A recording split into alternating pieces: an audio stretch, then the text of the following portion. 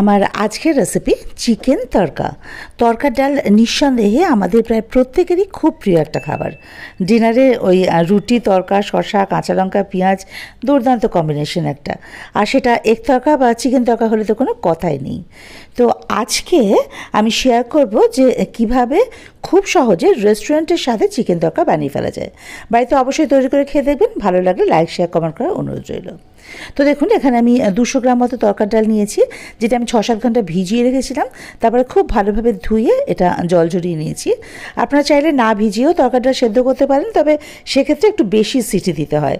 এখানে দেখুন আমি প্রেশার কুকারে 2টো সিটি দিয়েছি। তারপর প্রেশারটা বেরিয়ে যাওয়ার পরে এই তড়কার ডালটা বার করে নিয়েছি। সেদ্ধটা পারফেক্ট হয়েছে একেবারে। তো এটা রইল। আর ওদিকে আমি চিকেন ব্রেস্ট নিয়েছি, মানে বোনলেস হয়তো চিকেন ব্রেস্টটা মোটামুটি। তো সেই বোনলেস চিকেন এটাকে আমি ছোট্ট ছোট্ট টুকরো করে কেটে খুব ভালোভাবে ধুয়ে রেখেছি। তো এবার রান্নাটা শুরু করতে হবে। তার জন্য ওভেনে কড়াই বসিয়ে তাতে সর্ষের তেল দিয়ে দিলাম বেশ কিছুটা। তেলটা আপনারা যে যেরকম খান সেই অনুযায়ী কম বেশি দেবেন। তো আমি রেস্টুরেন্টের সাথে করছি, তেলটা কিন্তু একটু বেশিই নিয়েছি আমি। তো সর্ষের তেলটা বেশ ভালোভাবে গরম হয়ে গেলে, মানে সর্ষের তেলের যে কাঁচা গন্ধটা সেটা চলে গেলে এর মধ্যে দিয়ে দেবো আমি পেঁয়াজ কুচি।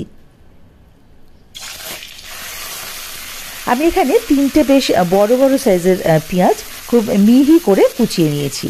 আপনারা পেঁয়াজ বাটাও দিতে পারেন, তবে পেঁয়াজ কুচিতে টেস্টটা খুব ভালো আসে। এই যে দেখুন, পেঁয়াজটা জাস্ট হালকা একটু ভেজে নিয়েছি, এই যে কালারটা একটু হালকা হয়েছে আর কি। এবারে এর মধ্যে দিয়ে দেবো আমি আদা কুচি। আমি এখানে ওই 1 টেবিলস্পুন মতো আদা কুচি দিয়ে দিয়েছি। আমি কিন্তু এটা কুচিয়ে দিয়েছি। এদিকে রসুন বাটা আমি বেশ উঁচু 2 টেবিলস্পুন দিয়েছি।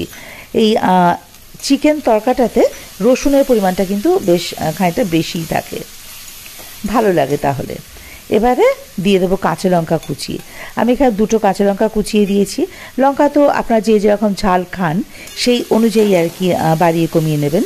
এবারে সব কিছু একসঙ্গে বেশ ভালো করে একটু ভাজা ভাজা করে নেব, কালারটা চেঞ্জ না হওয়া অবধি। এই যে দেখুন, খুব ব্রাউন কালারটা হয়ে গেছে, আর কোনো আদা পেঁয়াজ রসুনের কাঁচা গন্ধটাও একেবারেই নেই। এই সময় এখানে দিয়ে দেবো আমি টমেটো কুচি। টমেটো আমি এখানে 3টে টমেটো নিয়েছি মাঝারি সাইজের। তো টমেটোগুলো বেশ ভালো করে কুচিয়ে নিয়েছি। দিয়ে দিলাম স্বাদ মতো নুন, আর দিলাম হলুদ ওই 1 টিস্পুন মতো। চিনি সেটাও দিয়েছি ওই 1 টেবিলস্পুন। এবারে সব কিছু একসঙ্গে খুব ভালো করে একটু কষিয়ে নিতে হবে। টমেটোটা একটু নরম হওয়া অবধি অপেক্ষা করতে হবে। এই যে দেখুন, মোটামুটি কষানো হয়ে এসেছে। এবারে এর মধ্যে গুঁড়ো মশলাগুলো দেবো। ধনে গুঁড়ো 1 টিস্পুন, জিরের গুঁড়ো 1 টিস্পুন, জাস্ট বেসিক মশলাগুলো আর কি। আপনারা চাইলে লঙ্কার গুঁড়ো বা কালারের জন্য যদি কাশ্মীরি লঙ্কার গুঁড়ো দিতে চান, তাহলে সেটাও কিন্তু এই সময়তেই দিয়ে দেবেন। এবারে সমস্ত মশলাগুলো আবারও একসঙ্গে খুব ভালো করে একটু কষিয়ে নিয়ে ওই ধুয়ে রাখা চিকেনের টুকরোগুলো এর মধ্যে দিয়ে দেবো। আর মশলার সঙ্গে চিকেনের টুকরোগুলো খুব ভালো করে এবারে কষিয়ে নিতে হবে একটু সময় ধরে। দেখুন, চিকেনটা প্রায় কষানো হয়ে গেছে, একদমই কষানো হয়ে গেছে। এবার একটা ঢাকা দিয়ে রেখে দেবো যাতে চিকেনটা সেদ্ধ হয়ে যায়।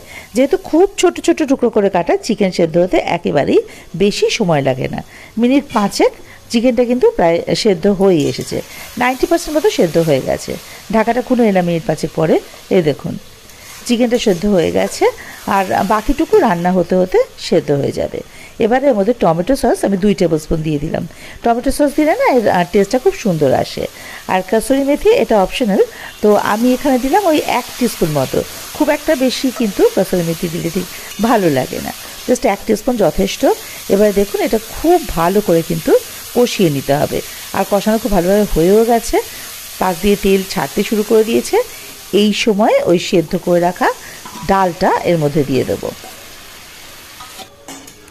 মিশিয়ে নেবো মশলার সঙ্গে ডালটা খুব ভালো করে। আর একটু জল লাগবে, তো ওই ডাল সেদ্ধ করা জলটাই আমি পাশে সরিয়ে রেখেছিলাম, সেই জলটাই দিয়ে দেবো আরও একটু।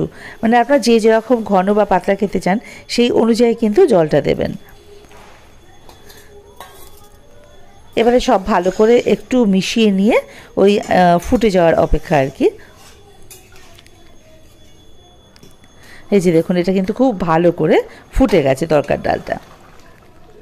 এইবারে করব কি, এটাকে ঢাকা দিয়ে ওই মিনিট 2-3 রেখে দেবো, যাতে সমস্ত মশলাগুলো, ডাল, এগুলো সমস্ত কি খুব ভালোভাবে একটা মিশে যায়। দেখুন মিনিট 2-3 পর ঢাকাটা খুলে নিলাম। এই যে এবারে ফ্লেমটাকে হাইতে রেখে এটাকে একটুখানি শুকিয়ে নিতে হবে, মানে যতটা আপনার শুকনো খেতে চান। এই যে এটা শুকিয়ে গেছে, আর এর থেকে বেশি শুকনো করব না, কারণ ঠান্ডা হয়ে গেলে এটা আরও বেশি আট হয়ে যাবে।